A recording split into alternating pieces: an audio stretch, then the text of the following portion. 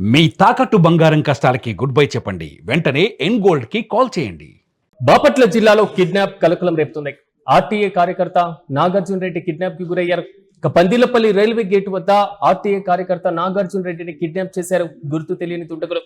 ఈ నేపథ్యంలో నాగార్జున రెడ్డి కుటుంబ సభ్యులు ఆందోళన వ్యక్తం చేస్తున్నారు. మైనింగ్ అక్రమార్కులపైన పోరాటం చేస్తున్నారు నాగార్జున రెడ్డి. ప్రధానంగా వేటపాలెం, పందిలపల్లి, చీరాల ప్రాంతాల్లో ఉచిత ఇసుక అక్రమ రవాణా పైన పలు అంశాల్లో పోరాటం కూడా చేశారు. ఇక ఎస్పీని కలిసి ఫిర్యాదు చేయడానికి కుటుంబ సభ్యులు కూడా సిద్ధమైనటువంటి వైనాన్ని మనం చూస్తున్నాం. బాపట్ల జిల్లాలో మైనింగ్ అక్రమార్కుల హవా కొనసాగుతూనే ఉంది. దీనిపైన ప్రశ్నించినటువంటి ఆర్టీఐ కార్యకర్త నాగార్జున రెడ్డిని దుండగులు కిడ్నాప్ చేయడం మాత్రం కలకలం రేపుతుంది. బాపట్ల జిల్లాలో మైనింగ్ అక్రమార్కుల హవా పైన దీనిపైన పలు సందర్భాల్లో సమాచార హక్కు కింద కూడా ఆయన కేసును ఫైల్ చేశారు. ఇదే అంశంపైన పోరాటం చేయడం, పలు కీలకమైనటువంటి ప్రశ్నలు కూడా సంధించినటువంటి సందర్భాన్ని మనం చూసాం. అయితే జిల్లా వ్యాప్తంగా కీలకంగా వేటపాలెంతో పాటుగా పందిళ్లపల్లి, చీరాల ప్రాంతాల్లో ఉచితంగా ఇసుక మాఫియాకు సంబంధించినటువంటి అంశం, అదేవిధంగా సిలికా అక్రమ రవాణా పైన ఎలుగెత్తారు నాగార్జున రెడ్డి. ఇక అధికార ప్రతిపక్ష నేతలకు కంటి విప్పుగా మారినట్లుగా తెలుస్తుంది. దీనిపైన జాయింట్ సెక్షన్ చేయాలంటూ కూడా రాష్ట్ర ప్రభుత్వం నిర్ణయం తీసుకోవడం, 19, 20 తేదీలో ఫిర్యాదు చేసినటువంటి వైనాన్ని కూడా మనం చూసాం. అయితే సమాచార హక్కు చట్టం చాలా కీలకమైనటువంటి అంశం కూడా. సహజ వనరుల అంశానికి సంబంధించినటువంటి ఇష్యూ అయినా లేదా రాష్ట్ర ప్రభుత్వానికి సంబంధించి కీలకమైనటువంటి అంశాలలో కేంద్ర రాష్ట్ర ప్రభుత్వాలలో కొన్ని కీలక శాఖాపరమైనటువంటి అంశాలు, నిర్ణయాలు, ఖర్చులు సహా సహజ వనరుల దోపిడీకి సంబంధించినటువంటి అంశాలపైన పలు సందర్భాల్లో సమాచార హక్కు ద్వారా కీలకమైనటువంటి అంశాలే రాబట్టగలిగారు. తాజాగా నాగార్జున రెడ్డిని అరెస్టు చేయడం ద్వారా ప్రశ్నించేటువంటి గొంతు పైన ఉక్కుపాదం మోపడమే అనేది మాత్రం ప్రజా సంఘాలు మండిపడుతున్నాయి. ఇక ఇదే అంశంపై మరింత సమాచారం మా ప్రతినిధి కిరణ్ అడిగి తెలుసుకుందాం. కిరణ్, చెప్పండి, ఆర్టీఐ కార్యకర్త నాగార్జున రెడ్డి ఏదైతే దుండగులు కిడ్నాప్ చేసినటువంటి ఘటన మాత్రం ఒక్కసారిగా ఉలిక్కి పడేలా చేసింది. ఎవరిపైన అనుమానం వ్యక్తం చేస్తున్నారా? ఈ ఘటనకు సంబంధించి రీసెంట్ అప్డేట్స్ ఏంటి? బాపట్ల జిల్లాలో కిడ్నాప్ కలకలం రేపింది. అయితే అక్కడ ప్రధానంగా చీరాల ప్రాంతానికి చెందిన ఆర్టీఐ కార్యకర్త నాగార్జున రెడ్డి.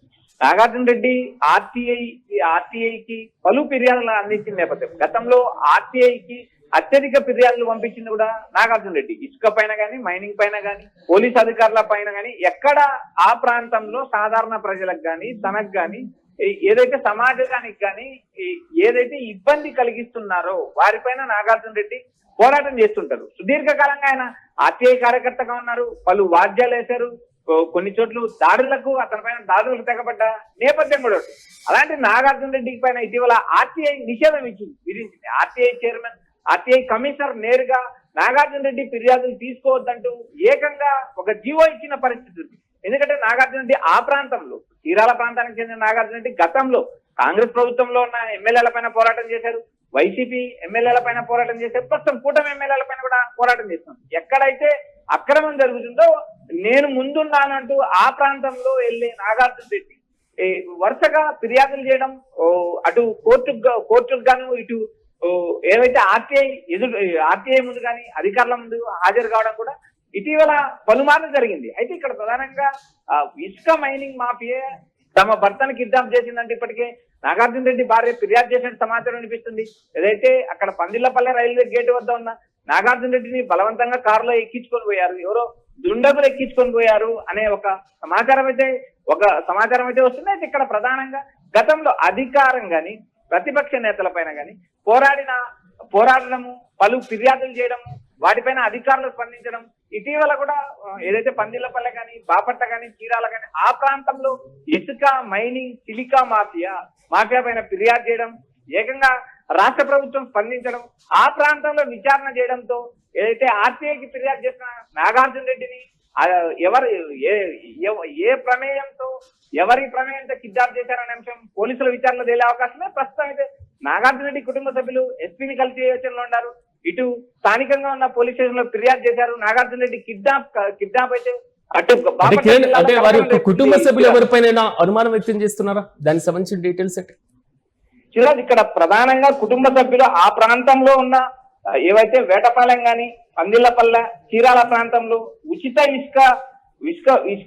ఇసుక మాటన ఇసుక సిలికా అక్రమ రవాణా చేస్తున్నారంటూ ఇటీవల పలు ఫిర్యాదులు చేశారు. రాష్ట్ర ప్రభుత్వానికి ఫిర్యాదు చేశారు. ఆ ఫిర్యాదు చేయడంతో ఏకంగా జాయింట్ ఇన్స్పెక్షన్ చేయాలంటూ ప్రభుత్వం కీలక నిర్ణయం తీసుకుంది.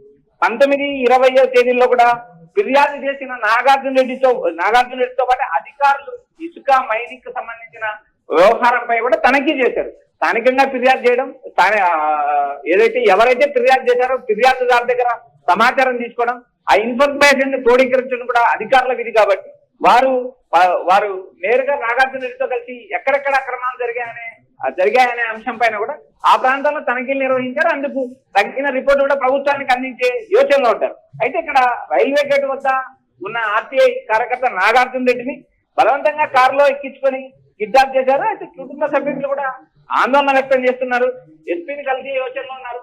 ఇది ఒక బాపట్ల జిల్లాలో కాదు, చీరాల్లో కూడా చీరాల్లో ఒక కలకలం రేపిందని చెప్పొచ్చు. స్థానికంగా ఉన్న నాయకుల కారణమా, లేక ఎవరైనా రాజకీయ ప్రేరితమైన అంశాలు ఉన్నాయా, లేక ఎవరైనా నాగార్జున రెడ్డికి ప్రత్యర్థులు నాగార్జున రెడ్డి అంటే సరిపోని ఎవరైనా శత్రువులు ఉన్నారా అంశాలపైన కూడా పోలీసులు ఆరా తీసే ఉన్నారు. ప్రస్తుతం అయితే స్థానిక పోలీస్ స్టేషన్ లో నాగార్జున రెడ్డి భార్య ఫిర్యాదు చేసినట్టు మనకు సమాచారం అందుతుంది.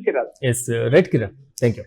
బాపట్ల జిల్లాలో మైనింగ్ అక్రమార్కుల హవా కొనసాగుతున్నటువంటి వైరాన్ని మనం చూస్తున్నాం.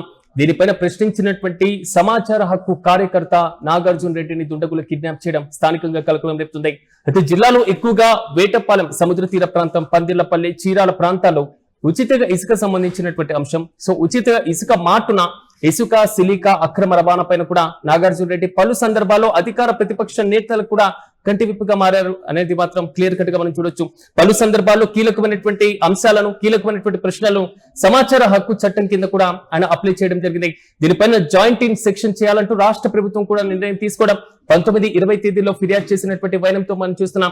అయితే తాజాగా పందిళ్లపల్లి రైల్వే గేట్ వద్ద ఆర్టీఐ కార్యకర్త నాగార్జున గుర్తు తెలియని దుండగులు బలవంతంగా కారులో ఎక్కించుకొని కిడ్నాప్ చేశారు. దీనిపైన కుటుంబ సభ్యులు కూడా ఆందోళన వ్యక్తం చేస్తున్నారు.